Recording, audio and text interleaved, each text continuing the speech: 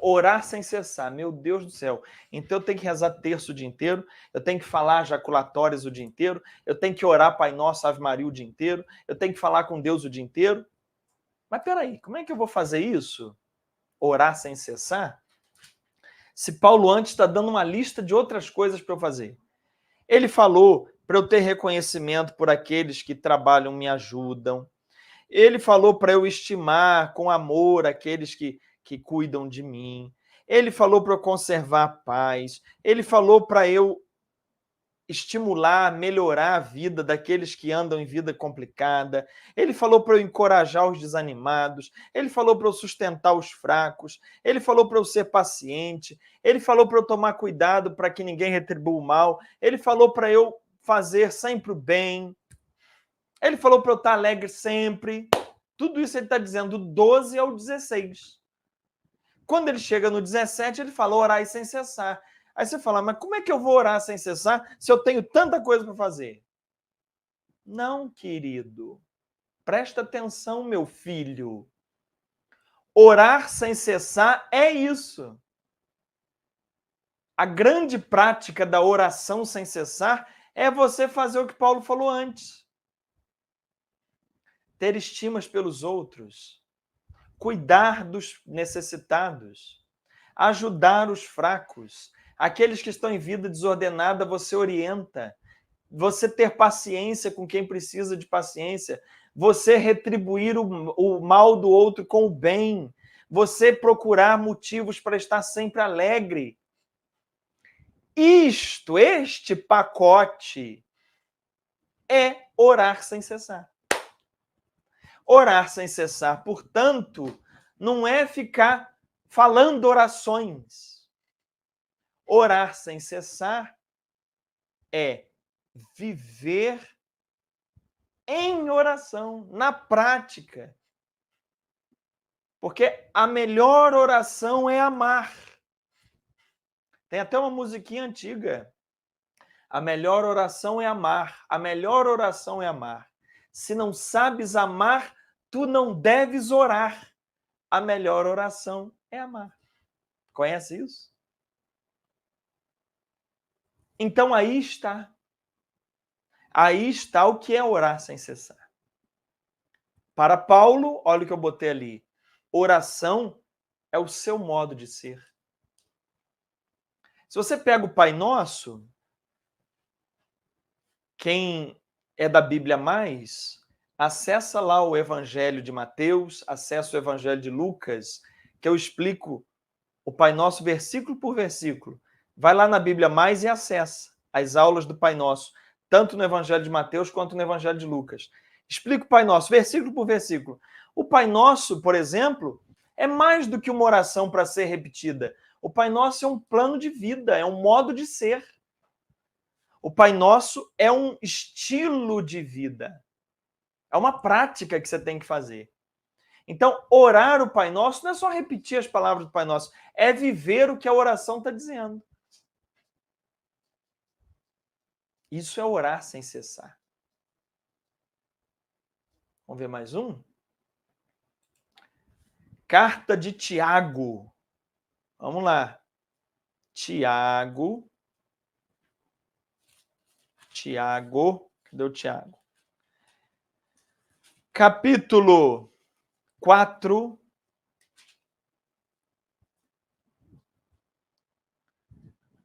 Antes de ler o 4, vamos fazer só uma mudancinha aqui no slide. Vamos ler primeiro Tiago 5. Tiago 5, 16. Tiago 5, 16. Não está aí no slide, mas eu quero que você leia agora. Tiago 5, 16 diz assim: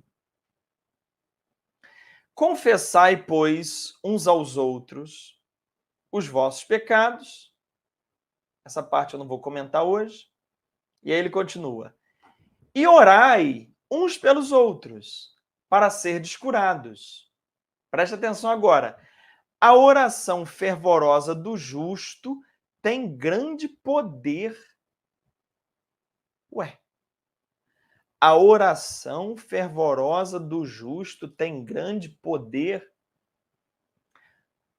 Mas eu tinha entendido que a oração não tem poder.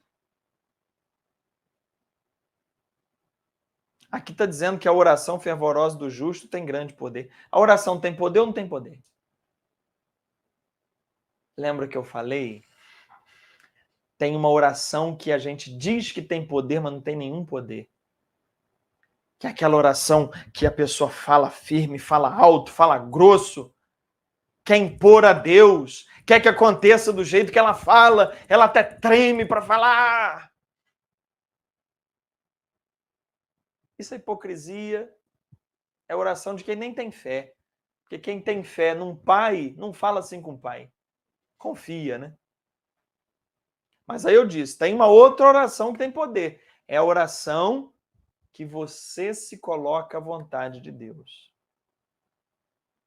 E aí Tiago diz, a oração do justo tem grande poder. Ele está se referindo a qual tipo de oração? Aí agora você pega lá, o Tiago 4, um capítulo antes, Tiago 4, de 1 a 3. Tiago 4, de 1 a 3. Diz assim: de onde vêm as guerras? De onde vêm as brigas entre vós? Não vem precisamente das paixões que estão em conflito dentro de vós? Ou seja, as guerras, a guerra da Ucrânia, a guerra de Israel, vem da onde isso? Vem das paixões que estão dentro da gente, vem das raivas que a gente traz, vem dos ódios que a gente traz, não é isso? Tiago está dizendo. Aí ele fala no versículo 2. Cobiçais, mas não conseguis ter. Vocês são cheios de cobiça. Vocês são cheios de inveja. Vocês são cheios de avareza. Vocês querem tudo para vocês. Matais, fomentais inveja, mas não conseguis êxito. Brigais e fazei guerra, mas não conseguis possuir. E a razão por que não possuís está em que não pedis. Ele vai falar de oração. Versículo 3. Pedis sim, mas não recebeis, porque pedis mal. Pois o que pedis, só quereis esbanjá-lo nos vossos prazeres. Presta atenção. Tiago está dizendo, vocês não alcançam nada na oração porque vocês pedem mal. E por que vocês pedem mal?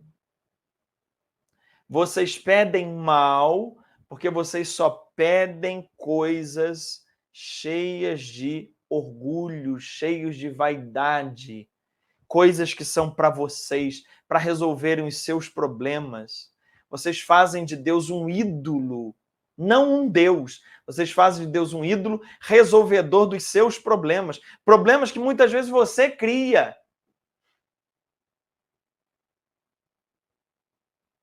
Você está doente? Você já foi ao médico? Você está tomando os remédios? Você está fazendo a terapia conforme está prescrito? Não. E está pedindo, Deus cura? Faz sua parte. Não faça de Deus um ídolo, um boneco a seu favor. Se coloque em confiança na vontade de Deus. E aí ele está dizendo, vocês pedem mal, porque vocês só pedem coisas cheios de desejos para vocês, prazeres, orgulhos, vaidades, até pedir contra o outro tem gente que pede.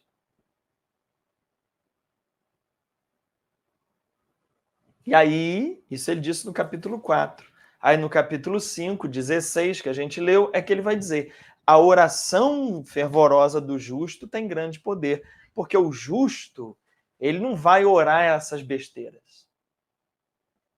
O justo, ele não vai orar essas guerras, essas brigas. Ele não vai orar vaidades pessoais, caprichos pessoais. O justo vai orar o que é da vontade de Deus. E aí você vai entender o que Jesus diz. Pedi em meu nome e eu vos darei.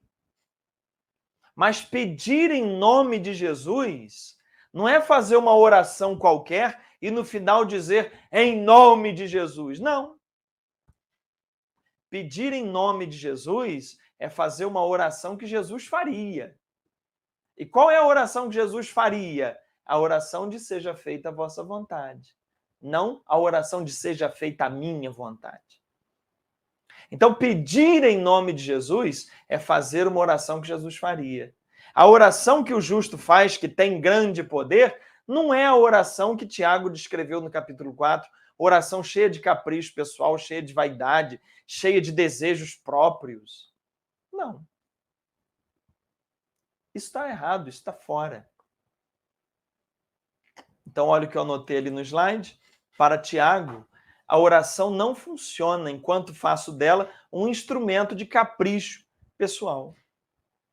A oração não pode ser um capricho pessoal meu.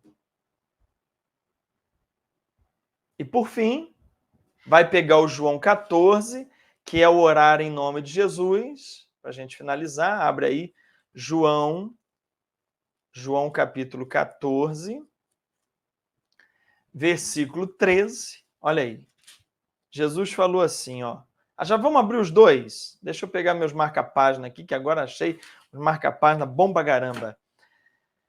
Abre aí o João, capítulo 14, versículo 13, já deixa marcadinho aí. E abre também a primeira carta de João, capítulo 5, versículo 14. Primeira carta de João, capítulo 5, versículo 14. Ó, já deixei os meus dois marcadinhos aqui. Olha aí, João 14, 13.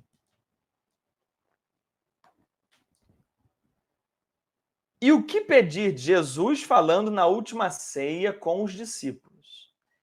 E o que pedirdes em meu nome, eu o farei, a fim de que o Pai seja glorificado no Filho. Se pedirdes algo em meu nome, eu o farei. Aí foi o que eu disse. O pessoal pede qualquer coisa, orações cheias de caprichos, e no final largam em nome de Jesus. Mas é uma oração que Jesus faria? Então não é uma oração em nome de Jesus, né? Aí 1 João, capítulo 5, versículo 14, João diz assim: e esta é a confiança que temos em Deus. Se lhe pedimos alguma coisa de acordo com a sua vontade, ele nos ouve. Se pedirmos alguma coisa de acordo com a sua vontade, ele nos ouve. Essa é a oração do justo que tem poder. Essa é a oração forte. É a oração em que eu reconheço o meu Pai que está no céu e que sabe tudo que eu preciso antes que eu peça. Então, quando eu vou pedir a ele, eu sei que ele sabe o que eu preciso. Eu é que não sei. O que eu estou falando pode ser a maior besteira, porque eu não sei o que eu preciso. Ele sabe. Então, eu apresento o que eu acho que eu sei e digo: Pai, está em tuas mãos. O Senhor sabe de tudo que eu preciso, muito antes de eu pedir. O Senhor é meu Pai amoroso, bondoso, em quem eu confio, em quem eu não preciso ficar cheio de palavras, cheio de falatório para o Senhor me atender.